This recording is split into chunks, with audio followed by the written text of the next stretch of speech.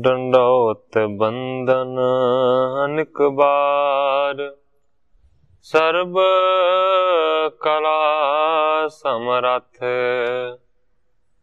Dolan तेरा कौ प्रभु, नानक दे कर हथ।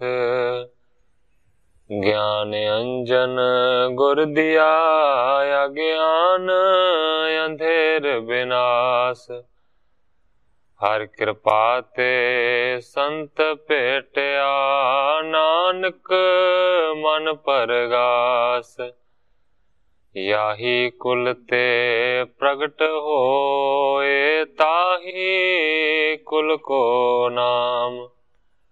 पुन द्वादश गुरिंद को, मेरी है प्रणाम।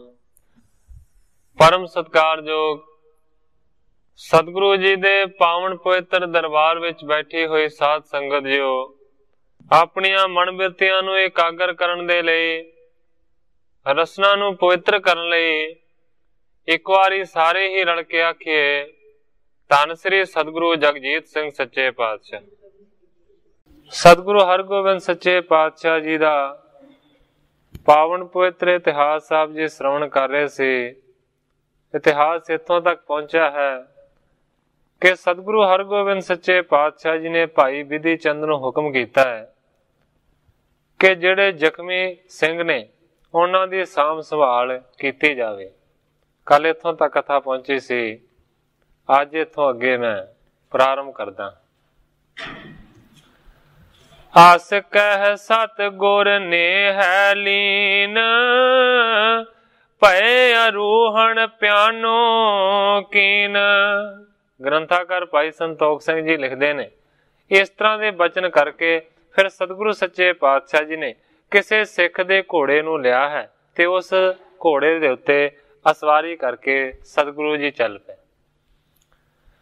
निज डेरे को चल कर आए, विधिए कायल सिख उठवाए। इस तो बाद सतगुरु हरगोबिंद सच्चे पातशाह जी उथों चल के डेरे दे विच पहुंच गए ने। दूसरे पासे भाई विधि चंद ने जिहड़े कायल सिख सन उन्हां सारियां नूं उठवाया।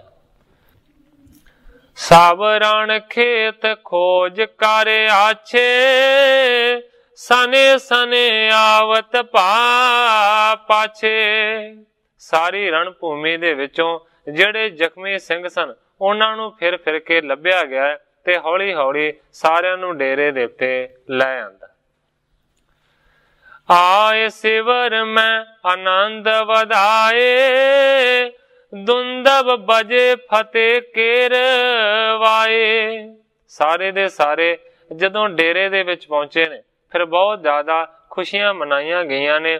उच्ची धुन दे नाल नगारियां नूं खड़काया गया। सब की करी संभारन डेरे, खान पान को दीन कनेरे। सारियां दे साम संभाल चंगे तरीके दे नाल कीती गई है। खाण पीण दे वास्ते वधिया पदार्थ दिते गए। पाए नचिंत शत्रु गण मारे, सुपत जथा सुख भेज तब सारे। बड़े निश्चिंत ने, किसी भी प्रकार की कोई चिंता नहीं है, क्योंकि सारे दे सारे वैरी मर चुके ने। फिर यथा योग आराम दे नाल सारे दे सारे सुते। पाछल निशा उठे गुण खानी, नित की सोच सकल तब ठानी। ग्रंथाकार भाई संतोख सिंह जी लिखते ने, अमृत वेले सतगुरु हरगोबिंद सच्चे पातशाह जी जागे ने, इशनान पानी कीता। कर मज्जन सुख ध्यान लगायो, प्राची दिश प्रकाश होए आयो। ਪਾਇਓ। ਇਸ਼ਨਾਨ ਪਾਣੀ ਕਰਨ ਤੋਂ ਬਾਅਦ ਸਤਿਗੁਰੂ ਹਰਗੋਬਿੰਦ ਸੱਚੇ ਪਾਤਸ਼ਾਹ ਜੀ ਆਪਣੇ ਸੁਖ ਸਰੂਪ ਦੇ ਵਿੱਚ ਲੀਨ ਹੋਏ ਨੇ। ਥੋੜੀ ਦੇਰ ਤੋਂ ਬਾਅਦ ਪੂਰਬ ਦੀ ਦਿਸ਼ਾ ਦੇ ਵੱਲੋਂ ਸੂਰਜ ਉਦੈ ਹੋਇਆ। ਸਭ ਇਸ਼ਨਾਨ ਕੀਨਸ ਜਿਸ ਕਾਲ, ਭਏ ਅਰੂੜਨ ਗੁਰੂ ਕਿਰਪਾਲ। ਇਸ ਤੋਂ ਬਾਅਦ ਜਦੋਂ ਸਾਰੇ ਦੇ ਸਾਰੇ ਤਿਆਰ ਬਰ ਤਿਆਰ ਹੋ ਗਏ ਨੇ, ਫਿਰ ਸਤਿਗੁਰੂ ਹਰਗੋਬਿੰਦ ਸੱਚੇ ਪਾਤਸ਼ਾਹ ਜੀ ਘੋੜੇ ਤੇ ਅਸਵਾਰ ਹੋਏ। ਬਿਧੀ ਚੰਦ ਕੋ ਲੈ ਕਰ ਸੰਗ, ਦੇਖੀ ਜਾਏ ਭੂਮ ਕਾ ਜੰਗ। ਸਤਿਗੁਰੂ ਹਰਗੋਬਿੰਦ ਸੱਚੇ ਪਾਤਸ਼ਾਹ ਜੀ ਭਾਈ ਬਿਧੀ ਚੰਦ ਨੂੰ ਨਾਲ ਲੈ ਕੇ ਗਏ ਨੇ ਤੇ ਜਿਹੜੀ ਜੰਗ ਦੀ ਭੂਮੀ ਸੀ ਨਾ, ਉਸ ਨੂੰ ਜਾ ਕੇ ਵੇਖਿਆ। ਤੁਰਕ ਸਹਸਰ ਚਤਰ ਦਸ ਮਰੇ, ਕੇਤਕ ਸਿੱਖ ਬੀਚ ਤਿੰਨ ਪਰੇ। ਰਣ ਭੂਮੀ ਦੇ ਵਿੱਚ ਕੀ ਜਾ ਕੇ ਦੇਖਿਆ ਕਿ 14,000 ਤੁਰਕਾਂ ਦੀ ਜਿਹੜੀ ਫੌਜ ਹੈ ਨਾ, ਉਹ ਮਰੀ ਹੋਈ ਹੈ, ਕਿਉਂਕਿ 15,000 ਫੌਜ ਚੜ ਕੇ ਆਈ ਸੀ। 14,000 ਦੇ ਕਰੀਬ ਮਾਰੀ ਜਾ ਚੁੱਕੀ ਹੈ। 1000 ਦੇ ਕਰੀਬ ਜਿਹੜੇ ਕਾਇਰ ਨੇ ਨਾ, ਉਹ ਦੌੜ ਗਏ ਸਨ। ਇਸ ਕਰਕੇ ਕਰੀਬ 14,000 ਫੌਜ ਮਰੀ ਪਈ ਹੈ। ਕੇਤਕ ਸਿੱਖ ਬੀਚ ਤਿੰਨ ਪਰੇ, ਔਰ ਉਹਨਾਂ ਸਾਰਿਆਂ ਦੇ ਵਿੱਚ ਸਤਿਗੁਰਾਂ ਦੇ ਜਿਹੜੇ ਸਿੱਖ ਸ਼ਹੀਦ ਹੋਏ ਨੇ ਨਾ, ਉਹ ਵੀ ਡਿੱਗੇ ਪੈਣ। ਕਹਿ ਸਤਿਗੁਰ ਨੇ ਗਰਤ ਖਨਾਵਾ, ਅਬਦਲ ਖਾਨ ਉਠਾਏ ਪੁਆਵਾ। ਉਸ ਵੇਲੇ ਸਤਿਗੁਰਾਂ ਨੇ ਹੁਕਮ ਕਰਕੇ ਇੱਕ ਕਾਫੀ ਵੱਡਾ ਟੋਆ ਪਟਵਾਇਆ ਜ਼ਮੀਨ ਦੇ ਵਿੱਚ। ਫਿਰ ਉਸ ਵੇਲੇ ਅਬਦੁਲ ਖਾਨ ਜਿਹੜਾ ਸਾਰਿਆਂ ਦਾ ਵੱਡਾ ਜਰਨੈਲ ਸੂਬਾ ਸੀ, ਉਸ ਨੂੰ ਉਸ ਟੋਏ ਦੇ ਵਿੱਚ ਸੁੱਟ ਦਿੱਤਾ। ਪੁਣ ਤਿਸ ਕੇ ਸੁਤ ਖੋਜ ਉਠਾਏ, ਤਿਸੀ ਗਰਤ ਮੈਂ ਆਣ ਸੋ ਪਾਏ। ਇਸ ਤੋਂ ਬਾਅਦ ਸੂਬੇ ਦੇ ਦੋਵੇਂ ਪੁੱਤਰ ਮੰਗਵਾਏ ਗਏ ਨੇ, ਉਹਨਾਂ ਦੋਵਾਂ ਨੂੰ ਵੀ ਉਸ ਟੋਏ ਦੇ ਵਿੱਚ ਸੁੱਟ ਦਿੱਤਾ। ਪੁਣ ਪੰਚੋਂ ਸਰਦਾਰ ਅਨਾਏ, ਪਾਏ ਗਰਤ ਮੈਂ ਸਭ ਦਫਨਾਏ। ਇਸ ਤੋਂ ਬਾਅਦ ਸਤਿਗੁਰੂ ਹਰਗੋਬਿੰਦ ਸੱਚੇ ਪਾਤਸ਼ਾਹ ਜੀ ਨੇ ਹੁਕਮ ਕਰਕੇ ਸੂਬੇ ਦੇ ਜਿਹੜੇ 5 ਵੱਡੇ ਜਰਨੈਲ ਸਨ, ਉਹਨਾਂ ਨੂੰ ਵੀ ਉਸੇ ਟੋਏ ਦੇ ਵਿੱਚ ਪਾ ਦਿੱਤਾ ਤੇ ਫਿਰ ਸਾਰਿਆਂ ਨੂੰ ਉਸ ਜਗ੍ਹਾ ਦੇ ਉੱਤੇ ਦੱਬ ਦਿੱਤਾ, ਦਫਨਾ ਦਿੱਤਾ ਮੁਸਲਮਾਨੀ ਕਾਇਦੇ ਦੇ ਅਨੁਸਾਰ। ਕਹਿਣ ਤੋਂ ਭਾਵ ਹੈ ਕਿ ਸੂਬਾ, ਉਹਦੇ ਦੋਵੇਂ ਪੁੱਤਰ ਤੇ 5 ਜਰਨੈਲ ਜਿਹੜੇ ਕਿ ਆਪਣੀ ਸੈਨਾ ਦੇ ਮੋਹਰੀ ਆਦਮੀ ਸਨ, ਉਹਨਾਂ ਸਾਰਿਆਂ ਨੂੰ ਉਸ ਟੋਏ ਦੇ ਵਿੱਚ ਦਬਾ ਦਿੱਤਾ। ਉੱਪਰ ਰਚਿਓ ਦਮ ਦਮਾ ਤੁੰਗ, ਤਿਸ ਪਰ ਬੈਠੇ ਗੁਰੂ ਹਰੀ ਭੰਗ। ਗ੍ਰੰਥਾਕਾਰ ਭਾਈ ਸੰਤੋਖ ਸਿੰਘ ਜੀ ਲਿਖਦੇ ਨੇ, ਫਿਰ ਉੱਪਰੋਂ ਬੰਦ ਕਰਕੇ ਉਸ ਦੇ ਉੱਤੇ ਇੱਕ ਬਹੁਤ ਵੱਡਾ ਦਮਦਮਾ ਬਣਾਇਆ ਗਿਆ, ਭਾਵ ਕਿ ਉੱਚਾ ਥੜਾ ਬਣਾਇਆ ਗਿਆ, ਜਿੱਥੇ ਥੱਲੇ ਉਹਨਾਂ ਨੂੰ ਦੱਬਿਆ। ਤਿਸ ਪਰ ਬੈਠੇ ਗੁਰੂ ਹਰੀ ਭੰਗ। ਉਸ ਦਮਦਮੇ ਦੇ ਉੱਤੇ, ਉਸ ਥੜੇ ਦੇ ਉੱਤੇ ਵੈਰੀਆਂ ਦਾ ਨਾਸ਼ ਕਰਨ ਵਾਲੇ ਸਤਿਗੁਰੂ ਹਰਗੋਬਿੰਦ ਸੱਚੇ ਪਾਤਸ਼ਾਹ ਜੀ ਬੈਠ ਗਏ। ਇਸ ਤਰੀਕੇ ਦੇ ਨਾਲ ਉਸ ਵੇਲੇ ਵਾਪਰੇ। ਫਿਰ ਸੂਬਾ ਤੇ ਉਸ ਦੇ ਪੁੱਤ ਦੋਵੇਂ, ਨਾਲ ਵੱਡੇ ਅਮੀਰ ਰਖਾਏ ਸਾਰੇ। ਇੱਕ ਖਾਤਾ ਪੁੱਟ ਕੇ ਪਾਸ ਡੇਰੇ, ਚੁੱਕੇ ਉਸ ਦੇ ਵਿੱਚ ਦਬਵਾਏ ਸਾਰੇ। ਉੱਚਾ ਦਮਦਮਾ ਉੱਤੇ ਉਸਾਰਿਆ ਜੀ, ਉੱਚਾ ਦਮਦਮਾ ਉੱਤੇ ਉਸਾਰਿਆ ਜੀ। ਹੁਣ ਤੱਕ ਨਿਸ਼ਾਨ ਉਹ ਆਹੇ ਸਾਰੇ, ਜ਼ਖਮੀ ਰਾਜੀ ਜਦ ਹੋਏ ਕਰਤਾਰ ਸਿੰਘਾ, ਖਰਚ ਦੇ ਦੇ ਕਰੀ ਪੁਚਾਏ ਸਾਰੇ। ਗ੍ਰੰਥਾਕਾਰ ਕਰਤਾਰ ਸਿੰਘ ਜੀ ਕਲਾਸ ਵਾਲੀ ਲਿਖਦੇ ਨੇ ਕਿ ਉੱਚਾ ਦਮਦਮਾ ਉਸਾਰਿਆ ਗਿਆ, ਜਿਹਦੀ ਯਾਦ ਅੱਜ ਤੱਕ ਵੀ ਕਵੀ ਜੀ ਲਿਖਦੇ ਨੇ ਕਿ ਕਾਇਮ ਹੈ। ਬਿਧੀ ਚੰਦ ਸੋ ਕਹਿ ਮੁਸਕਾਵਤ, ਜਿਸ ਵਿਦਿਆ ਕੋ ਸਦਾ ਕਮਾਵਤ। ਉਸ ਉੱਚੇ ਥੜੇ ਤੇ ਬਹਿ ਕੇ ਸਤਿਗੁਰੂ ਹਰਗੋਬਿੰਦ ਸੱਚੇ ਪਾਤਸ਼ਾਹ ਜੀ ਮੁਸਕਰਾ ਕੇ ਬਿਧੀ ਚੰਦ ਨੂੰ ਕਹਿੰਦੇ ਨੇ, ਹੇ ਭਾਈ ਬਿਧੀ ਚੰਦ, जिस विद्या नूं असीं हमेशा कमाउंदे रहे सां वो अज साडे बहुता काम आई। सो अब आई काम हमारे, आरे रिपण गण को रण मारे। जिहड़ी मानो के हथियार चलाउण दी विद्या सिੱਖੀ होई सी ਉਹਨੇ बड़ा कम दिता है। हे भाई बिधि चंद, बहुते सारे वैरियां नूं असीं रण भूमि दे विच हार दित्ती। अबदल खान आरियो बहुल रियो, खड़ग जंग को कर कर मरियो। क्योंकि सतगुरु हरगोबिंद सच्चे पातशाह जी ने जिहड़ी जंग लड़ी है अबदल खान दे नाल ਜਾਂ रतन चंद दे नाल ਜਾਂ करम चंद दे नाल, ਉਹਨੂੰ ਹੋਰ ਕਿਸੇ ਸੂਰਮੇ ਨੇ ਨਹੀਂ ਦੇਖਿਆ ਕਿਉਂਕਿ ਇਕੱਲੇ ਸਨ ਸਤਿਗੁਰੂ ਜੀ। ਹੁਣ ਵਿਧੀ ਚੰਦ ਨੂੰ ਕਹਿੰਦੇ ਨੇ ਕਿ हे ਵਿਧੀ ਚੰਦ, ਅਬਦਲ ਖਾਨ ਬਹੁਤ ਅੜਿਆ ਸਾਡੇ ਨਾਲ, ਖੜਗ ਜੰਗ ਕੋ ਕਰ ਕਰ ਮਰਿਓ, ਤਲਵਾਰ ਦਾ ਜੰਗ ਕਰਦਾ ਕਰਦਾ ਉਹ ਮਰ ਗਏ। ਕਾਨੇ ਕਾਏ ਕਾਲੇ ਅਰ ਖਾਏ, ਦੋਨੋਂ ਖਤਰੀ ਮਾਰ ਗਿਰਾਏ। ਸਤਿਗੁਰੂ ਜੀ ਦੱਸਦੇ ਨੇ, ਕਹਿੰਦੇ ਨੇ ਬਹੁਤੇ ਸਾਰੇ ਜ਼ਖਮ ਅਸੀਂ ਲਾਏ ਵੀ, ਆਪਣੇ ਉੱਤੇ ਜ਼ਖਮਾਂ ਨੂੰ ਝੱਲਿਆ ਵੀ। ਇਸ ਤੋਂ ਇਲਾਵਾ ਗੁਰੂ ਜੀ ਕਹਿੰਦੇ ਨੇ ਕਿ ਦੋਵੇਂ ਜਿਹੜੇ ਖੱਤਰੀ ਕਰਮ ਚੰਦ ਤੇ ਰਤਨ ਚੰਦ ਸਨ ਉਹਨਾਂ ਨੂੰ ਅਸੀਂ ਮਾਰ ਲਿਆ। ਪਿਤ ਪਲਟਾ ਚਾਹਤ ਨਿਤ ਰਹੇ, ਅਬ ਸਭ ਹੀ ਪੂਰੇ ਕਰ ਦਹੇ। ਗੁਰੂ ਜੀ ਕਹਿੰਦੇ ਨੇ ਕਿ ਪਿਓ ਦਾ ਬਦਲਾ ਲੈਂਦੇ ਲੈਂਦੇ ਹੀ ਮੂਰਖ ਰਣ ਭੂਮੀ ਦੇ ਵਿੱਚ ਪੂਰੇ ਹੋ ਗਏ, ਮਾਰੇ ਗਏ।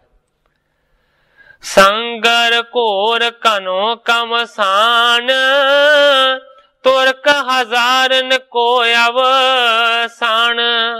ਬਹੁਤ ਵੱਡਾ ਕਮਸਾਨ ਦਾ ਜੰਗ ਲੜਿਆ ਗਿਆ, ਜਿਸ ਜੰਗ ਦੇ ਵਿੱਚ ਹਜ਼ਾਰਾਂ ਤੁਰਕਾਂ ਦਾ ਅੰਤ ਹੋ ਗਿਆ। ਸੁਣ ਸਾਦਰ ਵਿਧੀਏ ਤਬ ਕਹਿਓ, ਜਿਨੋ ਪ੍ਰਤਾਪ ਨਾਰਾਵਰ ਲਹਿਓ। ਗ੍ਰੰਥਾਕਾਰ ਭਾਈ ਸੰਤੋਖ ਸਿੰਘ ਜੀ ਲਿਖਦੇ ਨੇ, ਜਦੋਂ ਸਤਿਗੁਰਾਂ ਨੇ ਇਸ ਤਰ੍ਹਾਂ ਦੇ ਬਚਨ ਵਿਧੀ ਚੰਦ ਜੀ ਦੇ ਨਾਲ ਕੀਤੇ, ਅੱਗੋਂ ਹੱਥ ਜੋੜ ਕੇ ਵਿਧੀ ਚੰਦ ਜੀ ਕਹਿੰਦੇ ਨੇ, हे ਸੱਚੇ ਪਾਤਸ਼ਾਹ, ਜਿਹੜੇ ਤੁਹਾਡੇ ਪ੍ਰਤਾਪ ਨੂੰ ਨਹੀਂ ਜਾਣਦੇ ਉਹਨਾਂ ਦਾ ਐਸਾ ਹੀ ਹਸ਼ਰ ਹੁੰਦਾ ਹੈ। ਸੋ ਮਤਿ ਮਾਂਦਹਾਨ ਹੀ ਪਾਵੇਂ, ਤੁਮ ਤੇ ਕਵਣ ਜੀਤ ਬੋ ਜਾਵੇਂ।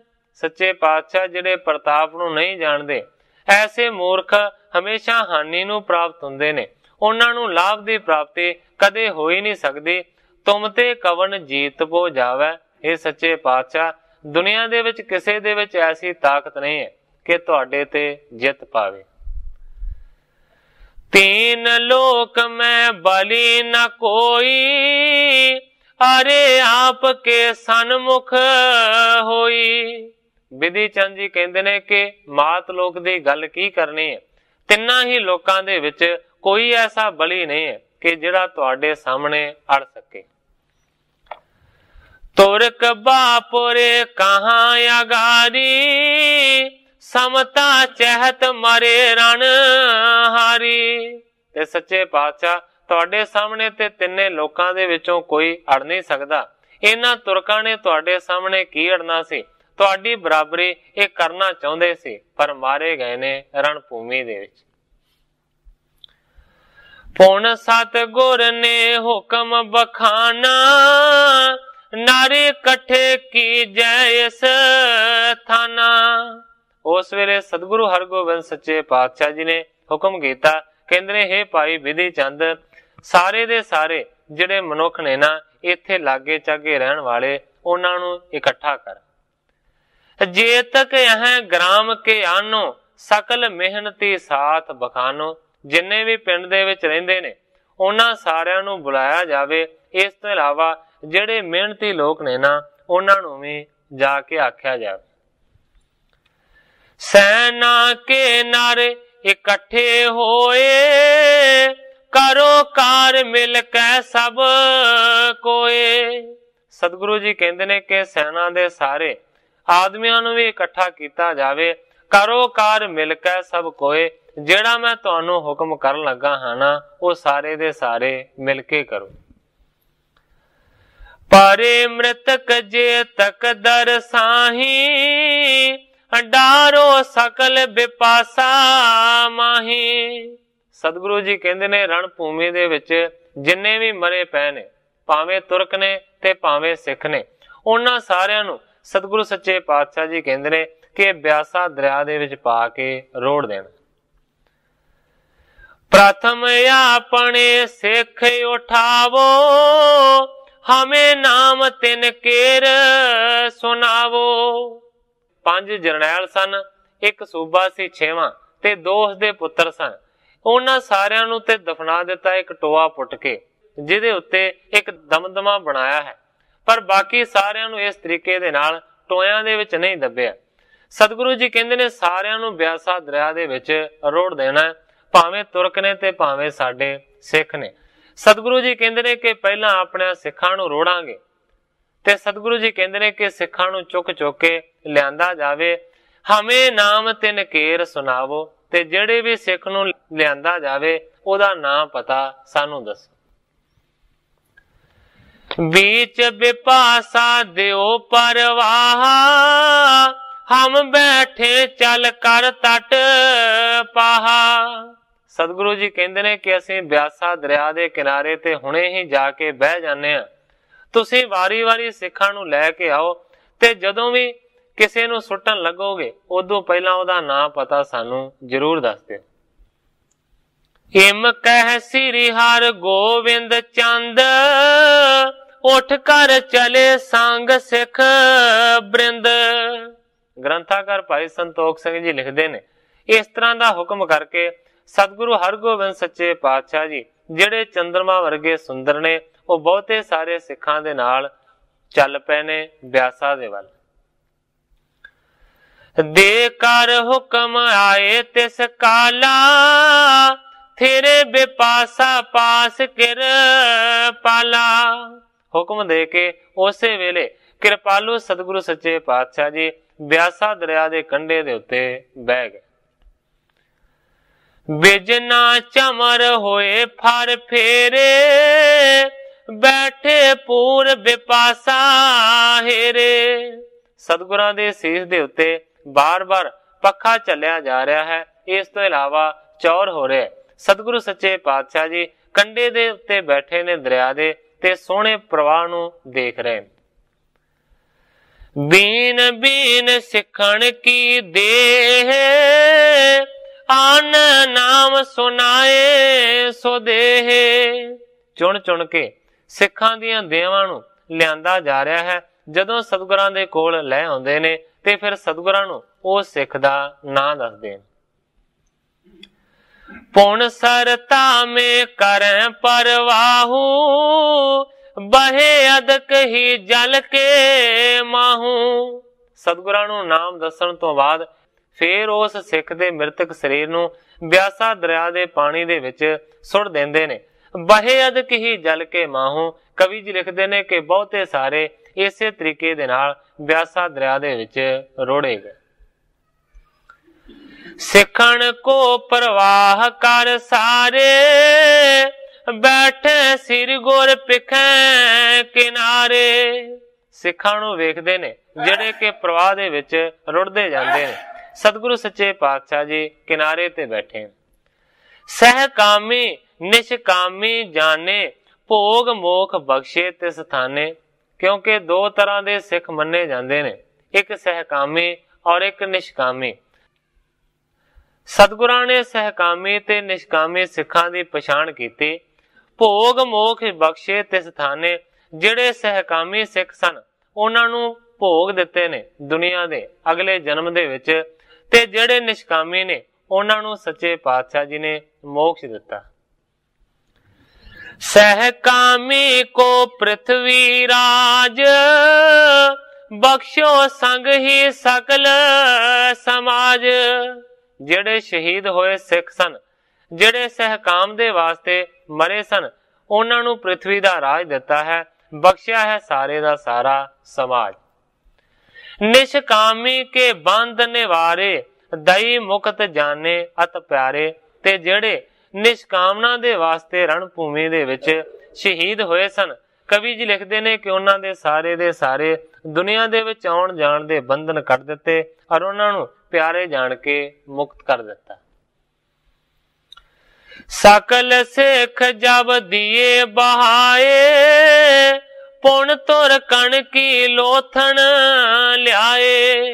ग्रंथाकार भाई संतोख सिंह जी लिखते ने कि जदों सारे दे सारे शहीदां नूं इस तरीके दे नाल ब्यासा दरिया दे पानी दे विच प्रवाह दिता, उस तो बाद फिर तुरकां दीआं लोथां नूं चुक के सिख लियाउण लगे। होते सहंसर 5-10 जेई बचे 1000 पलाए सो तेई। भाई संतोख सिंह जी लिखते ने कि भावें 15,000 दी फौज सी पर 1000 दे करीब कायर बन के दौड़ गए सन, इस करके 14,000 तुरकां दीआं लोथां सन।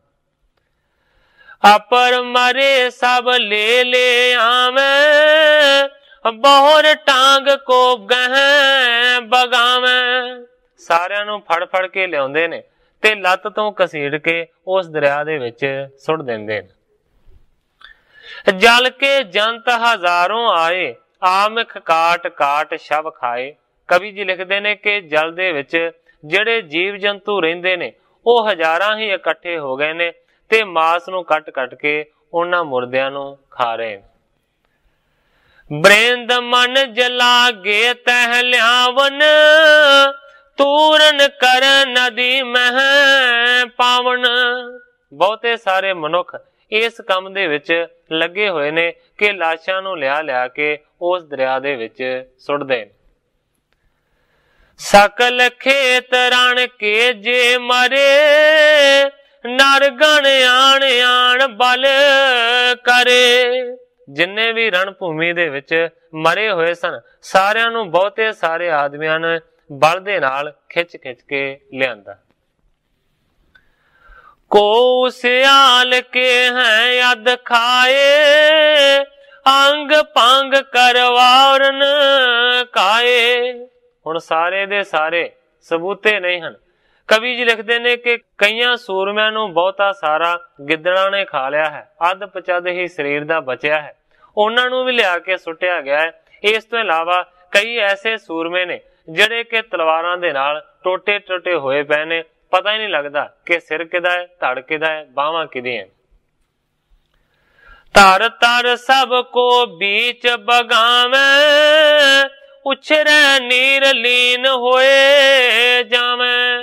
सारिਆਂ ਨੂੰ ਇਸੇ तरीके दे नाल दरिया दे पानी दे विच सुट्टी जांदे ने। जदों जोर दे नाल सुटदे ने एक वारी पानी जोर दे नाल उपर नूं उछलदा है ते फिर ਉਹ शरीर ਉਹਦੇ ਵਿੱਚ ही लीन हो जाता है। सब उचवाए नदी गिरवाए सकल स्थान पलो करवाए। ग्रंथाकार भाई संतोख सिंह जी लिखते ने इस तरीके दे नाल सारिਆਂ ਦੀਆਂ ਲਾਸ਼ਾਂ ਨੂੰ चुक के उस दरिया दे पानी दे विच रोड़ दिता। इस तरीके दे नाल सतगुरु हरगोबिंद सच्चे पातशाह जी ने सारे मैदाने जंग नूं बिल्कुल साफ कर दिता है। इस तरीके दे नाल उस वेले वापरे। दिने उठ ब्यासा ते जाए बैठे सिख होए शहीद मंगवाए सारे। पुछ के नाम ते ठाम सब दे मूर माला दे नाल पुंजाए सारे। गुरां सब दरिया दी पेट कीते गुरां सब दरिया दी पेट कीते। जन्म मरण दे फंद कटाए सारे। उसे तरह योधे मुसलमान जेड़े चुकवा के नदी रुड़वाए सारे। जिस तरह अपने सिखां नूं उस दरिया दे पानी दे विच रोड़िया है, इसे तरीके दे नाल तुरकां दीआं लोथां नूं भी पानी दे विच रोड़िया गया। उठे गुरु पुन गमने डेरे संग सिख पर मुदत कनेरे। कवि जी लिखते ने कि इस तो बाद सतगुरु जी अपने डेरे दे वल चल पए ने। खुशी दी हालत दे विच बहुत सारे सतगुरां दे सिख भी नाल गए। आण अपने सिवर बिराजे जिनके नाम जपे जम भाजे। ग्रंथाकार जी लिखते ने कि आण के अपने डेरे दे विच सतगुरु जी बिराजे ने, जिन्हां सतगुरां दा नाम जपण दे नाल जम दौड़ जांदे ने। देश दुआबे माजे सारे, सतगुर को जस करत उचारे।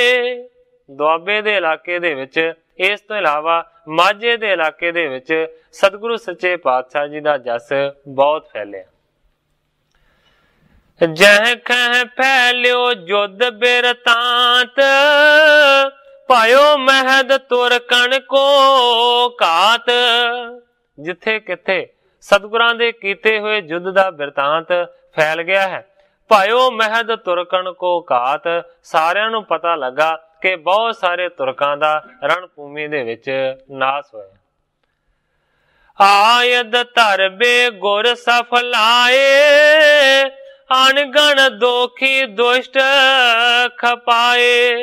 जिथे किथे लोग सतगुरां दी सिफत करदे ने कि हथियार धारण नूं सतगुरां ने सफल कर दिता है, कि हथियारां दी वरतों करके अनेकां दोखियां नूं दुष्टां नूं खपा दिता है, मार दिता है। प्रथम होती गुर घर में पीरी, लखी परत लै है अब मेरी। सारे कहंदे ने कि पहलां ते गुरु घर दे विच सिर्फ पीरी सी, पर हुण इस गल तो पता लग गया कि मेरी भी सतगुरां दे कोल आएगी। पातशाह को गर्द मिलावे, निज सिखण ते राज करावे। लोग कहंदे ने कि बादशाह नूं गर्द दे विच, धूड़ दे विच कदे मिला देणगे ते अपने सिखां तो राज कराउणगे। इम जे कर नित रखै लड़ाई, सब तुर कण को देह खपाई। लोग आपस दे विच गल्लां करदे ने कि जेकर इसे तरीके दे नाल होर लड़ाइयां कीतियां गईयां ते उन्हां लड़ाइयां दे विच सारियां तुरकां नूं मार देणगे। सज्जण सुण सुण आनंद तरंते, दुर्जन जर नरिदै जरंते। ग्रंथाकार भाई संतोख सिंह जी लिखते ने, ਜਿਹੜੇ सज्जन पुरुष ने ਉਹ ਤੇ ਸਤਿਗੁਰਾਂ ਦੇ ਜਸ ਨੂੰ ਸੁਣ ਕੇ ਆਨੰਦ ਨੂੰ ਧਾਰਨ ਕਰਦੇ ਨੇ। ਜਿਹੜੇ ਦੁਰਜਨ ਨੇ, ਜਿਹੜੇ ਖੋਟੀ ਬੁੱਧੀ ਵਾਲੇ ਨੇ, ਉਹ ਸਤਿਗੁਰਾਂ ਦੇ ਜਸ ਨੂੰ ਸੁਣ ਕੇ ਸੜਦੇ ਨੇ, ਨਾ ਹਿਰਦੈ ਜਰੰਤੇ ਉਸ ਜਸ ਨੂੰ ਸਹਾਰਦੇ ਨੇ। पूरब दक्षिण पश्चिम उत्तर, फैलियो जह कह सुजस पवित्र। पूरब दे विच, दक्षिण दे विच, पश्चिम दे विच ते उत्तर दे विच, भाव के चारे ही दिशावां दे विच सतगुरां दा उज्जवल जिहड़ा जस है ना, वो बहुत फैलिया। तन तन सिर सतगुर पूरन, योदा महद बली अरी चूरन। ग्रंथाकार भाई संतोख सिंह जी कहंदे ने कि धन धन हन सतगुरु सच्चे पातशाह जी, जेड़े पूरन ने, जेड़े बहुत वड्डे योधे ने और वैरियां दा चूरन बना देण वाले ने, वैरियां दा नाश करन वाले ने। इस जगह दे उत्ते कवि जी अपने अध्याय दी समाप्ति करके अगले अध्याय दा प्रारंभ करदे ने। सुनो सिंह सिख गण सकल, सतगुर कथा रसाल। पायो योद इस भांति, बरण्यो सुजस किरपाल। ग्रंथाकार भाई संतोख सिंह जी लिखते ने कि हे सतगुरां दे समूह सिंघो, हे सारियो सिखो, किरपा करके सतगुरां दी रसीली कथा नूं श्रवण करो, सुनो। युद्ध इस तरीके दे नाल वापरिया जिहदे विच मैं सतगुरां दे सारे हाल नूं बयान कीता है। बैठियो श्री हर गोविंद योदा, मनो रूप यह धरियो प्रबोधा।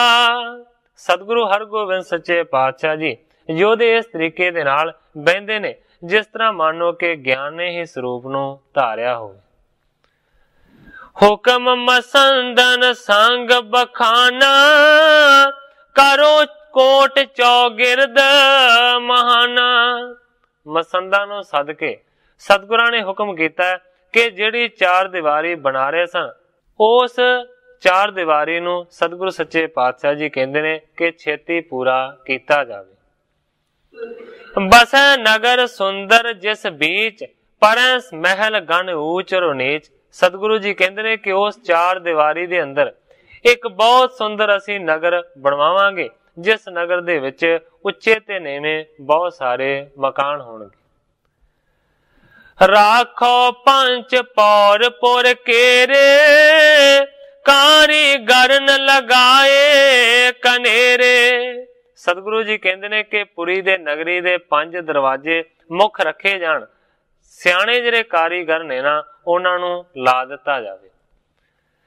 ਕਰੋ ਸ਼ੀਘਰਤਾ ਲੇਹੋ ਬਣਾਏ ਦਿਓ ਤਨ ਮਿਹਨਤ ਬ੍ਰਿੰਦ ਲਗਾਏ। ਸਤਿਗੁਰਾਂ ਨੇ ਹੁਕਮ ਕੀਤਾ ਕਿ ਸ਼ੀਘਰਤਾ ਨੂੰ ਧਾਰਨ ਕਰਕੇ ਸਾਰਾ ਕੁਝ ਤਿਆਰ ਕੀਤਾ ਜਾਵੇ, ਬਹੁਤੇ ਸਾਰੇ ਮਿਹਨਤੀਆਂ ਨੂੰ ਬਹੁਤਾ ਸਾਰਾ ਧਨ ਦਿੱਤਾ ਜਾਵੇ। ਸੁਣਤ ਮਸੰਦਨ ਕੀਨਸ ਤੈਸੇ ਸਿਰੀ ਮੁਖ ਤੇ ਫੁਰਮਾਇਓ ਜੈਸੇ। ਕਵੀ ਜੀ ਲਿਖਦੇ ਨੇ ਕਿ ਸੁਣ ਕੇ ਮਸੰਦਾਂ ਨੇ ਸਤਿਗੁਰਾਂ ਦੇ ਹੁਕਮ ਨੂੰ ਉਸੇ ਤਰੀਕੇ ਦੇ ਨਾਲ ਕੀਤਾ ਜਿਸ ਤਰ੍ਹਾਂ ਸਤਿਗੁਰਾਂ ਨੇ ਹੁਕਮ ਕੀਤਾ। ਦਿਓ ਦਰਬ ਸਭ ਕੋ ਮਨ ਪਾਏ ਬ੍ਰਿੰਦ ਪਚਾਵੇ ਕਹਿ ਚੜਵਾਏ। ਬਹੁਤੇ ਸਾਰੇ ਪੈਸੇ ਦਿੱਤੇ ਗਏ ਨੇ ਕਾਰੀਗਰਾਂ ਨੂੰ, ਇਸ ਤੋਂ ਇਲਾਵਾ ਮਜ਼ਦੂਰਾਂ ਨੂੰ ਬਹੁਤੇ ਸਾਰੇ ਜਿਹੜੇ ਆਵੇ ਨੇ ਇੱਟਾਂ ਨੂੰ ਪਕਾਉਣ ਦੇ ਵਾਸਤੇ ਲਾ ਦਿੱਤੇ ਗਏ। ਪਾਕੀ ਈਟਣ ਤਿਆਰੀ ਕਰ ਆਏ ਮਿਹਨਤੀ ਜੇ ਸੁਣ ਪਰੈ। ਇੱਟਾਂ ਨੂੰ ਇਸ ਤਰੀਕੇ ਦੇ ਨਾਲ ਬਹੁਤਾ ਪਕਾਇਆ ਗਿਆ, ਲੋਕਾਂ ਨੂੰ ਦੂਰ ਦੂਰ ਤੱਕ ਪਤਾ ਲੱਗਾ ਕਿ ਇਸ ਤਰੀਕੇ ਦੇ ਨਾਲ ਸਤਿਗੁਰੂ ਜੀ ਇੱਕ ਨਗਰੀ ਦਾ ਨਿਰਮਾਣ ਕਰਵਾ ਰਹੇ ਨੇ। ਬਹੁਤ ਸਾਰੇ ਕਾਰੀਗਰ ਤੇ ਮਜ਼ਦੂਰ ਉਸ ਕੰਮ ਨੂੰ ਕਰਨ ਦੇ ਵਾਸਤੇ ਪਹੁੰਚਣ ਲੱਗੇ। ਕਾਰੀਗਰ ਸਮੂਹ ਮੰਗਵਾਏ ਦੇ ਦਰਬ ਸੋ ਸਰਬ ਲਗਾਏ। ਕਵੀ ਜੀ ਲਿਖਦੇ ਨੇ ਕਿ ਬਹੁਤ ਸਾਰੇ ਕਾਰੀਗਰਾਂ ਨੂੰ ਮੰਗਵਾਇਆ ਗਿਆ ਹੈ, ਬਹੁਤਾ ਸਾਰਾ ਧਨ ਦੇ ਕੇ ਉਹਨਾਂ ਨੂੰ ਕੰਮ ਦੇ ਵਿੱਚ ਲਾ ਦਿੱਤਾ। ਚਿੰਨ ਬੇ ਲਗੇ ਸ਼ੀਘਰਤਾ ਤਾਰੀ ਪਾਕੀ ਈਟ ਕਰੀ ਬਹੁ ਤਿਆਰੀ।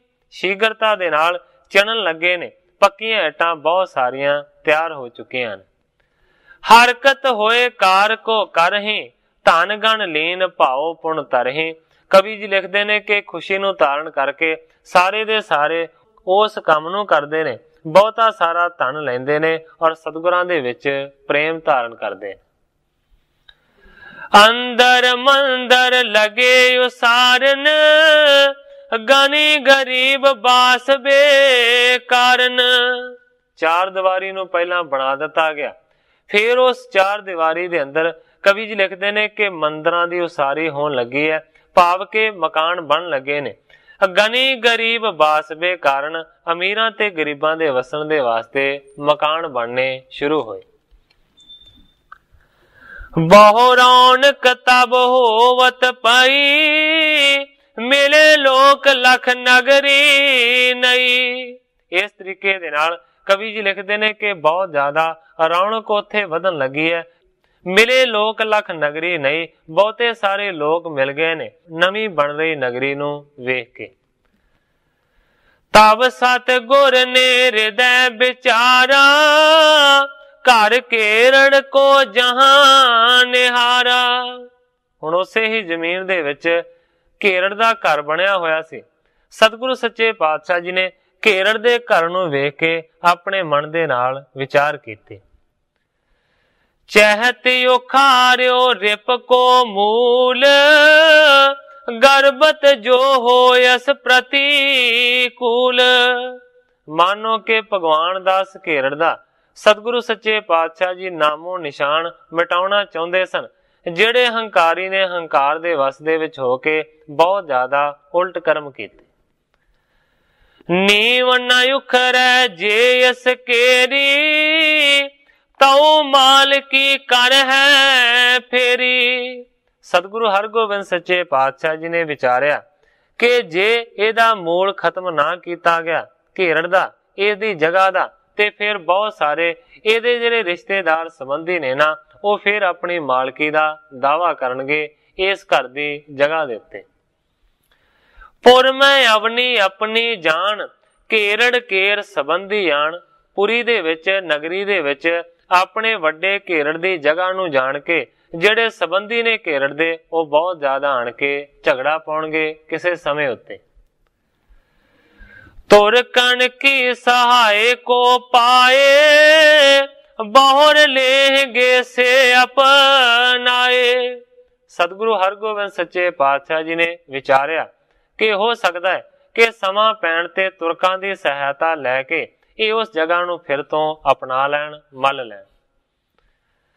ਏਮ ਲਖ ਕਰ ਗੁਰ ਹੁਕਮ ਬਖਾਨਾ, ਘਰ ਘੇਰੜ ਕੋ ਹੈ ਜਿਸ ਥਾਨਾ। ਇਸ ਤਰ੍ਹਾਂ ਦੀ ਬਹੁਤ ਲੰਮੀ ਸਤਿਗੁਰੂ ਸੱਚੇ ਪਾਤਸ਼ਾਹ ਜੀ ਨੇ ਮਨ ਦੇ ਵਿੱਚ ਵਿਚਾਰ ਕੀਤੇ ਤੇ ਉਸੇ ਵੇਲੇ ਸਿੱਖਾਂ ਨੂੰ ਹੁਕਮ ਦਿੱਤਾ। ਕਹਿੰਦੇ ਨੇ ਘਰ ਘੇਰੜ ਕੋ ਜਹ ਜਿਸ ਥਾਨਾ, ਜਿਹੜੀ ਜਗ੍ਹਾ ਦੇ ਉੱਤੇ ਘੇਰੜ ਭਗਵਾਨ ਦਾਸ ਦਾ ਘਰ ਬਣਿਆ ਹੋਇਆ। ਦੂਰ ਕਰੋ ਤਿਸ ਕੀ ਬੁਨਿਆਦ, ਨੀਵ ਉਖੋਰੋ ਹੋਏ ਨਾ ਬਾਦ। ਕਹਿੰਦੇ ਨੇ ਕਿ ਸਾਰੇ ਘਰ ਨੂੰ ਡੇਗ ਦਿੱਤਾ ਜਾਵੇ, ਉਹਦੀ ਬੁਨਿਆਦ ਹੀ ਖਤਮ ਕਰ ਦਿੱਤੀ ਜਾਵੇ, ਮੁੱਢ ਮੂਲ ਹੀ ਖਤਮ ਕਰ ਦਿਓ। ਸਤਿਗੁਰੂ ਜੀ ਕਹਿੰਦੇ ਨੇ ਕਿ ਨੀਹਾਂ ਦੀਆਂ ਇੱਟਾਂ ਵੀ ਨਹੀਂ ਰਹਿਣ ਦੇਣੀਆਂ, ਉਹਨਾਂ ਨੂੰ ਵੀ ਬਾਹਰ ਕੱਢ ਦਿਓ। ਕਰ ਬੇ ਉਚਿਤ ਹੋਤੀ ਧਰਮਸ਼ਾਲਾ, ਤੁਰਕਣ ਕੋ ਬਲ ਹੋਏ ਜਿਸ ਕਾਲਾ। ਸਤਿਗੁਰਾਂ ਨੇ ਹੁਕਮ ਕੀਤਾ ਕਿ ਉਚਿਤ ਗੱਲ ਤੇ ਇਹ ਸੀ, ਯੋਗ ਕੰਮ ਤੇ ਬਣਦਾ ਹੈ ਕਿ ਇਸ ਜਗ੍ਹਾ ਦੇ ਉੱਤੇ ਅਸੀਂ ਸਤਿਗੁਰਾਂ ਦੇ ਨਿਮਿਤ ਧਰਮਸ਼ਾਲਾ ਬਣਵਾਈਏ। ਪਰ ਸਤਿਗੁਰੂ ਜੀ ਕਹਿੰਦੇ ਨੇ ਤੁਰਕਣ ਕੋ ਬਲ ਹੋਏ ਜਿਸ ਕਾਲਾ। ਜੇਕਰ ਅਸੀਂ ਇਸ ਜਗ੍ਹਾ ਦੇ ਉੱਤੇ ਧਰਮਸ਼ਾਲਾ ਬਣਵਾਵਾਂਗੇ ਤੇ ਜਿਹੜੇ ਵੇਲੇ ਤੁਰਕਾਂ ਦਾ ਵੱਡਾ ਜ਼ੋਰ ਪਿਆ, ਉਹਨਾਂ ਨੇ ਇਸ ਨੂੰ ਕਾਇਮ ਨਹੀਂ ਰਹਿਣ ਦੇਣਾ। ਕਰੈ ਬਾਦ ਮਤ ਮੰਦ ਟਵਾਵੇਂ, ਘਰ ਘੇਰੜ ਕੋ ਬਹੁਰ ਬਣਾਵੇਂ। ਸਤਿਗੁਰੂ ਜੀ ਕਹਿੰਦੇ ਨੇ ਚੰਗਾ ਕੰਮ ਤੇ ਇਹ ਸੀ ਇਸ ਜਗ੍ਹਾ ਦੇ ਉੱਤੇ ਧਰਮਸ਼ਾਲਾ ਬਣਵਾਈ ਜਾਂਦੀ, ਪਰ ਗੁਰੂ ਜੀ ਕਹਿੰਦੇ ਨੇ ਜੇ ਧਰਮਸ਼ਾਲਾ ਬਣਵਾਈ ਤੇ ਜੇ ਤੁਰਕਾਂ ਦਾ ਜ਼ੋਰ ਪੈ ਗਿਆ ਤੇ ਧਰਮਸ਼ਾਲਾ ਨੂੰ ਉਹਨਾਂ ਨੇ ਰਹਿਣ ਨਹੀਂ ਦੇਣਾ, ਉਹ ਢਾ ਦੇਣਗੇ ਤੇ ਫਿਰ ਤੋਂ ਘੇਰੜ ਦੀ ਜਗ੍ਹਾ ਹੀ ਉਸ ਜਗ੍ਹਾ ਨੂੰ ਆਖਿਆ ਜਾਵੇਗਾ। ਹਮਨੇ ਕਰੀ ਬਾਦ ਬੁਨਿਆਦ, ਹੋਵੇ ਨਾ ਵਿਵਾਦ ਜੇ ਜਿਉ ਇਹੀ ਲਾਦ। ਸਤਿਗੁਰਾਂ ਨੇ ਆਖਿਆ ਕਿ ਅਸੀਂ ਤੇ ਇਹਦੀ ਬੁਨਿਆਦ ਖਤਮ ਕਰਨੀ ਹੈ, ਅਸੀਂ ਤੇ ਘੇਰੜ ਦੀ ਨੀਂਹ ਖਤਮ ਕਰਨੀ ਹੈ ਨਾ ਵਿਵਾਦ ਜੇ ਤਜੋ ਇਹ ਹਾਲਾਤ। ਸਤਿਗੁਰੂ ਜੀ ਕਹਿੰਦੇ ਨੇ ਕਿ ਜਿਵੇਂ ਝਗੜਾ ਨਾ ਹੋਵੇ ਤੇ ਸੁਖ ਰਵੇ, ਸਾਨੂੰ ਤੇ ਉਹ ਕੰਮ ਕਰਨਾ ਯੋਗ ਬਣਦਾ। ਜਾਂ ਤੇ ਇਹਾਂ ਮਸੀਤ ਬਣਾਵੋ, ਸੁੰਦਰ ਦਰ ਤਿਮ ਹੀ ਰਖਵਾਵੋ। ਉਸ ਵੇਲੇ ਫਿਰ ਸਤਿਗੁਰੂ ਹਰਗੋਬਿੰਦ ਸੱਚੇ ਪਾਤਸ਼ਾਹ ਜੀ ਨੇ ਹੁਕਮ ਕੀਤਾ ਕਿ ਇਸ ਜਗ੍ਹਾ ਦੇ ਉੱਤੇ ਇੱਕ ਬਹੁਤ ਸੁੰਦਰ ਮਸੀਤ ਬਣਾ ਦਿੱਤੀ ਜਾਵੇ। ਸਤਿਗੁਰੂ ਜੀ ਕਹਿੰਦੇ ਨੇ ਕਿ ਬਹੁਤ ਸੋਹਣੇ ਉਸ ਮਸੀਤ ਦੇ ਦਰਵਾਜ਼ੇ ਹੋਣ, ਕਿਉਂਕਿ ਸਤਿਗੁਰੂ ਜੀ ਕਹਿੰਦੇ ਨੇ ਕਿ ਧਰਮਸ਼ਾਲਾ ਵੀ ਖੁਦਾ ਦਾ, ਪਰਮੇਸ਼ਰ ਦਾ ਥਾਂ ਹੈ, ਔਰ ਇਸ ਤੋਂ ਇਲਾਵਾ ਜੇ ਮਸੀਤ ਬਣ ਜਾਵੇਗੀ ਉਹ ਵੀ ਤੇ ਖੁਦਾ ਦੀ ਜਗ੍ਹਾ ਹੈ, ਉਹ ਵੀ ਤੇ ਅਕਾਲ ਪੁਰਖ ਦਾ ਟਿਕਾਣਾ ਹੈ। ਇਸ ਕਰਕੇ ਸਤਿਗੁਰੂ ਜੀ ਕਹਿੰਦੇ ਨੇ ਮਸੀਤ ਬਣਾ ਦਿਓ ਬਹੁਤ ਸੁੰਦਰ। ਤਾਰੇ ਪ੍ਰੀਤ ਗਣ ਤੁਰਕ ਮਸੀਤ, ਕਬ ਨਹੀਂ ਕਰ ਹੈ ਪੁਨ ਵਿਪਰੀਤ। ਸਤਿਗੁਰੂ ਜੀ ਕਹਿੰਦੇ ਨੇ ਜੇ ਮਸੀਤ ਬਣਾਵਾਂਗੇ ਤੇ ਕਦੇ ਵੀ ਮਸੀਤ ਨੂੰ ਢਾਉਣ ਦਾ ਤੁਰਕ ਯਤਨ ਨਹੀਂ ਕਰਨਗੇ। ਉਹ ਮਸੀਤ ਦੇ ਉੱਤੇ ਪ੍ਰੀਤੀ ਨੂੰ ਧਾਰਨ ਕਰਨਗੇ, ਕਿਉਂਕਿ ਸਮਝਣਗੇ ਕਿ ਸਾਡੀ ਪਵਿੱਤਰ ਜਗ੍ਹਾ ਹੈ। ਇਸ ਕਰਕੇ ਮਸੀਤ ਨੂੰ ਕਦੇ ਵੀ ਢਾਉਣ ਦੀ ਜ਼ਰੂਰਤ ਨਹੀਂ ਕਰਨਗੇ। ਇਸ ਕਰਕੇ ਸਤਿਗੁਰੂ ਜੀ ਕਹਿੰਦੇ ਨੇ ਕਿ ਮਸੀਤ ਬਣਾ ਦਿਓ ਘੇਰੜ ਦੀ ਜਗ੍ਹਾ ਵਾਲੀ ਥਾਂ ਦੇ ਉੱਤੇ। ਸੁਣਤ ਮਸੰਦਨ ਤਥਾ ਬਨਾਈ, ਅਵਲੋ ਬਿਦਤ ਹੈ ਤਿਸ ਥਾਈ। ਗ੍ਰੰਥਾਕਾਰ ਭਾਈ ਸੰਤੋਖ ਸਿੰਘ ਜੀ ਲਿਖਦੇ ਨੇ ਕਿ ਸੁਣ ਕੇ ਮਸੰਦਾਂ ਨੇ ਉਸੇ ਤਰੀਕੇ ਦੇ ਨਾਲ ਸਤਿਗੁਰਾਂ ਦੇ ਹੁਕਮ ਦੇ ਅਨੁਸਾਰ ਉਸ ਜਗ੍ਹਾ ਦੇ ਉੱਤੇ ਬਹੁਤ ਸੁੰਦਰ ਮਸੀਤ ਬਣਾ ਦਿੱਤੀ। ਕਵੀ ਜੀ ਲਿਖਦੇ ਨੇ ਅਵਲੋ ਬਿਦਤ ਹੈ ਤਿਸ ਥਾਈ। ਹੁਣ ਤੱਕ ਵੀ ਕਵੀ ਜੀ ਲਿਖਦੇ ਨੇ ਕਿ ਉਹ ਮਸੀਤ ਉਸੇ ਤਰੀਕੇ ਦੇ ਨਾਲ ਬਰਕਰਾਰ ਹੈ। ਇਸ ਤਰੀਕੇ ਦੇ ਨਾਲ ਉਸ ਵੇਲੇ ਸਤਿਗੁਰੂ ਸੱਚੇ ਪਾਤਸ਼ਾਹ ਜੀ ਨੇ ਹਰਗੋਬਿੰਦਪੁਰੇ ਦੀ ਵਸੋਂ ਕੀਤੀ। ਫਤਿਹ ਹੋਈ ਪਾਰੀ ਸਤਿਗੁਰੂ ਜੀ ਦੀ।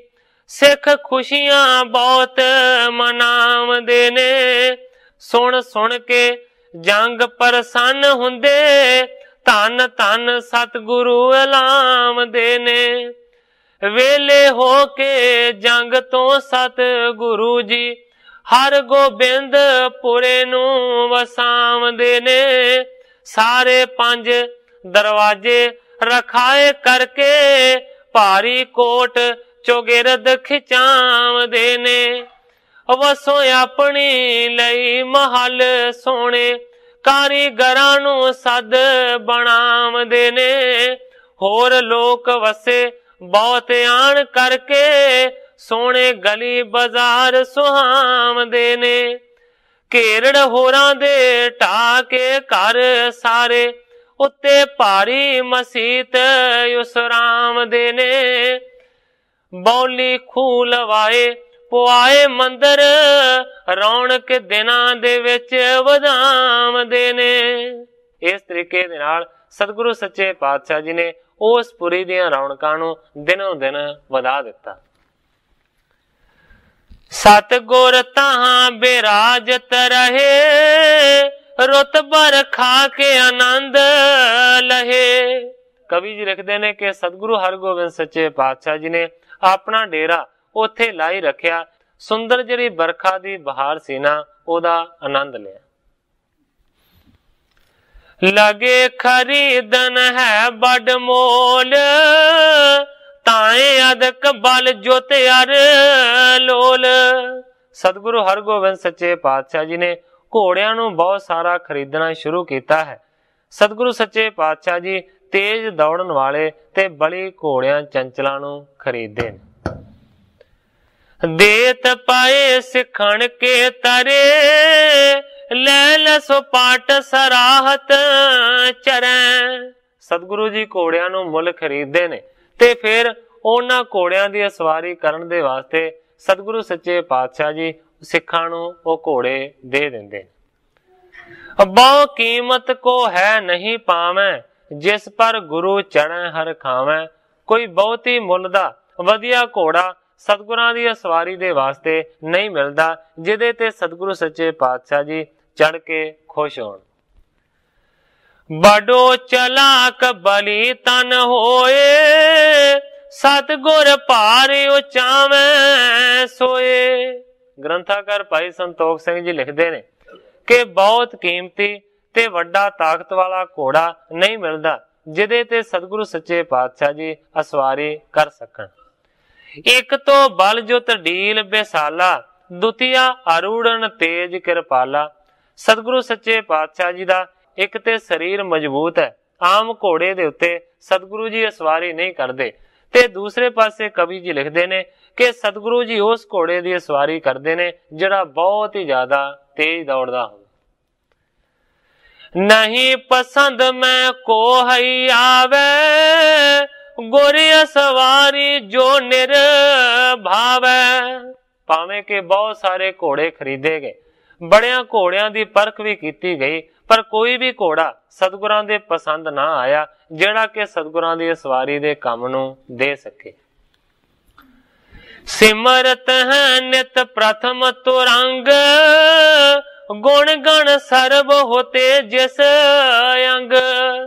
ਇਸ ਕਰਕੇ ਕਵੀ ਜੀ ਲਿਖਦੇ ਨੇ ਕਿ ਸਤਿਗੁਰੂ ਹਰਗੋਬਿੰਦ ਸੱਚੇ ਪਾਤਸ਼ਾਹ ਜੀ ਹਮੇਸ਼ਾ ਆਪਣੇ ਪਹਿਲੇ ਘੋੜੇ ਨੂੰ ਯਾਦ ਕਰਦੇ ਰਹਿੰਦੇ ਨੇ, ਜਿਹੜਾ ਕਿ ਰਣਭੂਮੀ ਦੇ ਵਿੱਚ ਮਾਰਿਆ ਗਿਆ ਸੀ। ਸਤਿਗੁਰੂ ਜੀ ਉਹਦੇ ਗੁਣਾਂ ਨੂੰ ਬਹੁਤ ਜ਼ਿਆਦਾ ਯਾਦ ਕਰਦੇ ਨੇ।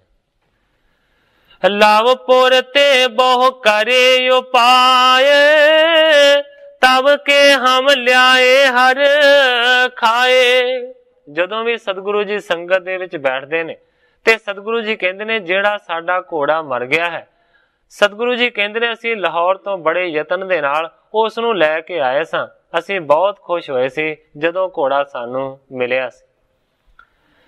ਚਿਰੰਕਾਲ ਦੀ ਨਸ ਅਸਵਾਰੀ, ਲਗੇ ਕਾਵ ਗਣ ਮ੍ਰਿਤ ਕੋ ਤਾਰੀ।